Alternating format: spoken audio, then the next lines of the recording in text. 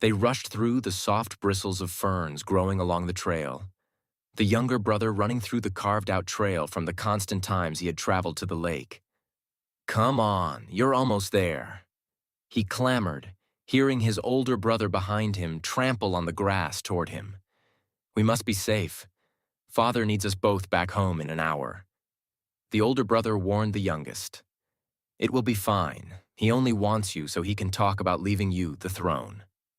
The younger brother said, reminding himself of the words his mother said, "Never be jealous of another's opportunities." They continued along their trail, the youngest leading the way, the oldest hesitant to explore this far out from home, especially outside of eyesight from Mary, who was the nanny tasked to look over the two. Eventually, the younger brother stopped, the older brother stopping a few feet behind and looking out upon the white sand shores matched with the blue and green crystally water in front of them. "This has been here this entire time?" the older brother asked the youngest. The youngest laughed. "As Father prepares for you to take over the kingdom, I am looking at places where we can expand it." The older brother looked down at the youngest, whose smile beamed across his face, proud of what he had found. "You would have been a good leader, Galen," the oldest brother said. "Alos, Alos." Will went, pulling himself back away from the storyteller and outside of the group circle. "What is it?" I asked him as he looked up to the sky. "Alos, come in, come in. I need you. We need you," Will said desperately, then looking over at me. "I made a connection. I know I did. I did." He then yelled in frustration. "It's fine. We need to remain calm." I told Will. "Calm, we need to fight, seek revenge from the bastard that killed Dip," Will said. "Asshole." Nibbit, the creature that had come with Will and Dip, said, "We need info on who is leading this operation on Galen. This stone guy, Nun Uni, looks old and has stories to tell dating back to where Galen took rule. Listen to the guy and we have our best chance of beating these people. Take revenge for Dip." I sat him down and told him. Will nodded his head, looking up at Nibbit, who was interoperating everything the stone man said. "Please continue." I said to Nibbit, who made the sounds Kikak common of Nun Uni language, which made him nod and speak. The two brothers walked the shores together, the oldest looking back and trying to see if Mary had found where they were at. Galen walking further down the beach, feeling the warm sand that had been warmed from the bright sun all day without a care in the world. The brother continued to worry. Never being along on a beach without the castle guards around, he felt uneasy. "Malv, try these," Galen called, picking the black and purple berries off a bush. "Stop," the brother said as Galen threw 3 berries into his mouth and began to chew, eventually swallowing them as Malv looked upon him in horror. "Those berries are poisonous. It is word of Father," Malv said, looking at Galen and wondering when he would show effect to the poison. "These berries? No." Galen laughed and rolled his eyes. "I've been eating these berries for years. Nothing ever happened. Sure, the ones I plucked too early are sour, taste bad, but the good ones are amazing, much better than what the cooks make back at home."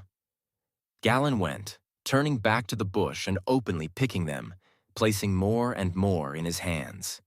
He then looked over at Malv, who had crossed his arms. "Eat one, brother." Galen went, putting out his own hand and placing his palm up, 5 berries on top as if they put on a plate. Malv reached out and picked one up, examining it with his eyes, then moving his focus on Galen, who had contracted his hand back and finished the 4 berries once offered. Malv then shakes his head and placed the berry into his mouth and squishes down his jaw. The liquid gush inside flows down the inside of his cheek, and his mouth begins to burn, the insides feeling as if thousands of small insects were biting into him. Malv fell to the sand-covered floor, kicking and screaming as he kicked up the sand around him, entrapping his body in a smoky shield, trying to spit the liquid out, but no water would reach his mouth. Mary then came screaming down the beach in that moment. "What happened? What happened?" Once she got next to Malv, she looked over to Galen and then the bushes behind him with the berry juice in his hand. You poisoned him. Your father was right. You're filled by jealous from your own brother. Galen stepped back nearly into the beach, tears coming from what had happened to his brother, and now being yelled at by Mary. He then ran down the beach, scared of the punishment he would receive once home. It took Galen a few hours to calm himself down and convince himself to come home. The oncoming night sky also made him uneasy. As for how brave Galen was an explorer, he would not risk being out alone at night. He walked back home, the trip being nearly an hour, and the guards outside the city's wall whispering to themselves before letting him in. Galen walked past them without a second thought, now heading down the road, noticing many of the townsfolk staring him down but unable to hold eye contact. An uneasy feeling of shame started to settle in Galen's stomach, one that replaced the warm and soft enjoyment he was used to from his home. The feeling was now dread, fear, and a coldness so rough his skin rose to goosebumps. Galen then walked into his home. A castle made of red bricks his father had set and laid nearly 100 years ago. He walked inside, moving his way around before reaching the dinner table. There sat his mother, a face of grief upon her face at the table, with one of the maids placing slices of freshly cooked meat in front of her, not even glancing at Galen as he walked in. Galen crept across the room, silently pulling his seat out and taking a seat which he had done since he could remember. Your father knew you were lesser than your brother, but he never believed you were enough to kill him. The mother said to him, digging a fork like utensil into a slice of meat, I didn't mean to kill him. Those berries, I've eaten those berries, Galen said with tears overwhelming him. Then you should have died too. Could make this day somewhat positive. She replied, Guards, show my son to his room. He's not worthy of my presence. A booming voice came across the room and echoed as Galen recognized it as his father, his figure now walking to the head of the table. Father, Dad, please listen. Galen went as two guards stood beside him, now escorting him out of the room and through the hallway as Galen continued to plead with his father to listen, eventually getting him out of the dining room and leaving him in his room for the night. The next morning, Galen awoke slowly after only sleeping a couple of hours with a bang at his front door, his mother and doctor walking into the room. Put out your hand, the mother demanded from Galen, who was rubbing his eyes. Galen proceeded where the doctor pierced his skin with a small needle, taking a sample of the blood and putting it in a machine. The machine buzzed as Galen was now fully awake. The machine finally stopped after a minute. The results of Galen's blood being printed off a paper, the machine shot out of its side. He wasn't lying, the doctor said. The mother asked him, Are you sure? The machine can make errors, right? It's tested over 1,000 times before it's used for people like you. These results are correct. Galen possesses genes that would bypass the poison, make him immune to berries. The doctor said, then looking over at Galen and his mother saying, I'll give you to the room. Standing up and leaving them, they sat in silence together for 5 minutes, Galen's heart pounding, knowing that his parents now knew he wasn't lying. Your father never wants to see you again. You will be taken far away and never allowed to return. Be thankful we aren't going to bury you like we did for Malv. The mother broke the silence. When is the funeral? Galen asked. Later this afternoon, a few hours after you leave our view. The mother replied back. He's my brother. I need to say my goodbyes. Galen pleaded as the mother hissed, Goodbyes? You saw him dying and ran, leaving him by himself to be attended by a maid. You don't get a goodbye. Galen now started to cry as if they were a river, standing up and rushing at the mother. She responded with a quick slap which knocked him to the ground, then another strike from her foot yelling at him, I never want to see you again. 2 hours passed before one of the guards who Galen recognized as his father's driver came to his locked bedroom door. There, he was escorted out of the building, followed by a dozen of his father's best guards to a white wooden carriage outside, led by a muscular brown horse. Galen looked around the premises, seeing the smoke of fires lit higher than the flags, a technique only done to remember those that had fallen. He stepped in the carriage, one that had an interior that stunk and the seats torn and wrinkly. The driver now got on the horse in front, slapping its side and forcing it to go. As they exited the gates, Galen looked back upon his home, his vision dizzy from the tears collecting in his eyes. They traveled through night and day. Seldom conversation happened between the driver and Galen, who waited patiently in the back. He didn't fight what was happening, just only put the blame on himself for his brother's death, which any attempt of talking about it to the driver was met with a reassuring statement of how it was his fault. Their journey finally ended once the driver stopped at a small camp. He unlocked the door, letting Galen see the new surroundings of where he was at with an open view that wasn't blocked by the carriage. The area he was surrounded in was nice, open plains with tall and thick grass like plants with tips that arrowed blue. From the distance, he could see the people that owned the land, situated in propped-up tents, the covers made of dried animal skin. Galen exited, taking a stroll on the beaten-down dirt path to the middle of the tribe, the driver following. "We have son of Treatus the Great, Galen." The driver went. The tribe members, which consisted mostly of small bipedal bear-like creatures, with some lankier reptilian figures that stood out from the crowd, stared at the kid. Their first impressions were of how frightened the child looked, even with Galen being a little bit taller than almost all of the bears. The driver now turned around to Galen and knelt down, saying, "Never return back home." Then going back to the carriage and pulling the horse away. "New kid, you learn to fight, follow me," a bear said to Galen as he approached.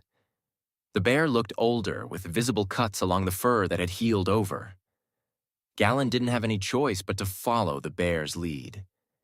Years passed as Galen became one with his people, the Masqua, while also finding them to be enslaved by the Pota, which were the reptilian bugs that forced the Masqua people to farm for them, only to collect 70% of the crops for themselves, never leaving enough for the Masqua to fulfill any sort of storage. During this time, Galen was trained to fight, not against the Pota, but the Pota's enemies who would command the Masqua people into wars with the Gunarians, a large rat-standing rat species. This had been going on for nearly half a century, leading to the loss of life of thousands of Masqua people, which the Potas never truly cared about since they saw themselves ahead of them in an evolution standpoint. However, due to Galen not being a Masqua himself, he was treated differently, enough to become a general and run his own platoon, leading to the night in the Crystal Caves. Their mission was simple: rescue a Pota child who had been kidnapped by a tribe of Gunarians. This wasn't anything out of the ordinary, at least for the Masqua children who were constantly being kidnapped, but since it was a Pota child, leadership was forcing them to act. They traveled through a mine, one made of crystals with minimal light that came in from the sky above. The crystals shone all different types of colors: blue, purple, red, and green, blending together to make a rainbow that had curled in on itself. Galen led the way, followed by 6 other Masqua soldiers around the same age of 17, the same age of him. They kept going through the caverns while staying quiet, keeping on the main route and keeping an eye on the constant side paths that led to darkness. Then Galen heard it, a scream in the back. He looked back, a Gunarian rat atop one of the Masqua people. Charlie Galen yelled as he pulled a spear out. The Gunarian pushed down on the Masqua soldier, its claws cutting into him and delivering a quick death. 2 more Gunarians then appeared from the cavern coves, taking out 2 more Masquans, as the rest proceeded to get into a circle to defend themselves. A Gunarian rat then leaps toward the circle, getting to the middle and breaking the defensive stance. Galen fell back 7 feet from this attack, twirling on the ground and slamming his head into one of the crystals. He looked up dazed, seeing the three other Masquas try to defend themselves as the four Gunarian rats ambushed them. Quickly, they were all killed, Galen by himself as those he had trained with since kids were left lying dead on the ground. One of the Gunarian rats now stood in front of Galen and with a smile said, "You are what they call Galen Yes, son of Tritus who owns the land over the Great Lakes.